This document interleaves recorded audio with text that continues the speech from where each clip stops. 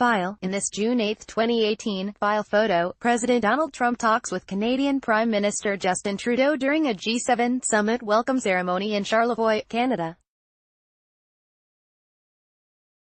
Canadians are stunned by the repeated broadsides from what had long been their closest ally, and some have even begun boycotts. It started with Trump's attacks on Canadian dairy farmers, then Washington slapped tariffs on Canadian steel, citing national security. Then it was a disastrous G7 summit in Quebec, and now it's a new North American free trade agreement without the northern tier of the continent.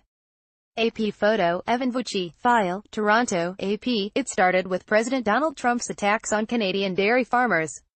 Then Washington slapped tariffs on Canadian steel, citing national security. There was that disastrous G7 summit in Quebec. Now it's a new North American free trade agreement that excludes America's northern neighbor. Canadians are stunned by the repeated broadsides from what has long been their closest ally, and some have even begun boycotts. Everybody is afraid, said Margot Lajoines, who helps run a family-owned bistro in Quebec.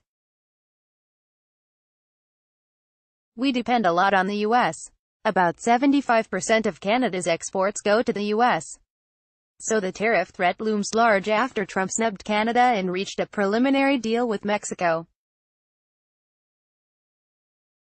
La Bistro, owned by the Lajoines family, is among Canadian businesses that are boycotting California wines, American ketchup and other U.S. products in protest. Some Canadians have cancelled U.S. vacations, particularly after Trump assailed Canadian Prime Minister Justin Trudeau at the G7 meeting in June, calling him a weak and dishonest backstabber. It's not the way you treat a friend, Lajoines said. It's revolting, agreed Raymond Kennedy, who has ceased buying American products like mustard and clothing. We won't be insulted like that by a man with no brain. Luc Routhier, co-owner of Bar Le Petit Canot in Quebec, also banned American wine from his eatery after Trump announced tariffs on Canadian aluminum and threatened Quebec's dairy industry.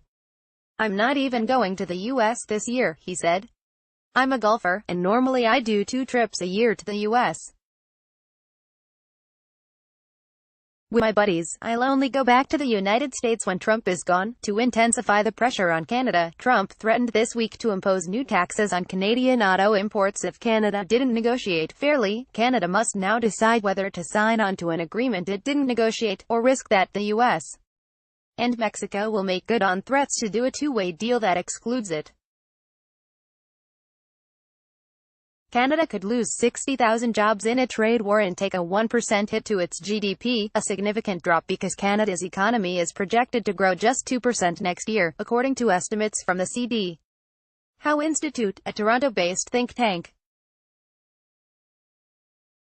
Canada had been left out of the trade talks for the past 5 weeks, but Trudeau said there was still a possibility of getting to a good deal for Canada by Trump's deadline of Friday. But, he added, as I've said all along, it has to be the right deal for Canada. We will not sign a bad agreement. Trump expressed optimism Wednesday that a deal could be reached. We gave until Friday and I think we're probably on track, Trump said. We'll see what happens. I love Canada. And you know what, I love Mexico too. I like them both the same. There is some optimism in Canada's automotive sector despite the Trump tariff threats. Among other things, the U.S.-Mexico deal mandates that 40 to 45% of a car be made in a country with a minimum hourly wage for auto workers of at least $16 to qualify for duty-free status, a requirement that could stem the flow of auto sector jobs to Mexico, where auto workers earn on average just $5 an hour. This should stop the bleeding in Canada, said Jerry Dias, president of Unifor, Canada's largest private sector union. Bank of Montreal chief economist Douglas Porter said the U.S. deal with Mexico leaves Canada in a near-take-it-or-leave-it situation. Still, he noted investors have welcomed the news, and that helped push the Canadian dollar up 0.5%. Stocks of Canadian auto parts companies were up too. Perhaps the clearest indicator that the market is viewing the U.S.-Mexico deal as a positive for Canada is the strengthening of the Canadian dollar, Porter said. Reaction in the Canadian press reflected the mixed feeling about the U.S.-Mexico deal. Canada scrambles as U.S.-Mexico Inc. NAFTA pact, headlined the Globe and Mail, Canada's national newspaper. The Toronto Star had a different take. PM cool in the face of Trump's NAFTA heat, it read. Canadian Foreign Affairs Minister Chrystia Freeland hurried to Washington this week to try to repair the damage and was in talks Wednesday with U.S. Trade Representative Robert Lighthizer and other U.S. officials. Mexico has made significant concessions which will be really good for Canadian workers. On that basis we are optimistic, Freeland said of the talks. But the opposition Conservative Party accused Trudeau of mishandling negotiations by letting Mexico and the United States cut a deal without Canada.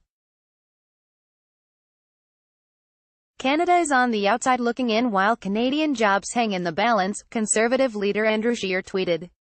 Foreign Affairs critic Erin O'Toole said in a statement that Mexico has usurped our role as the key U.S. trade partner. Still, the ties between the U.S. and Canada are without parallel anywhere in the world.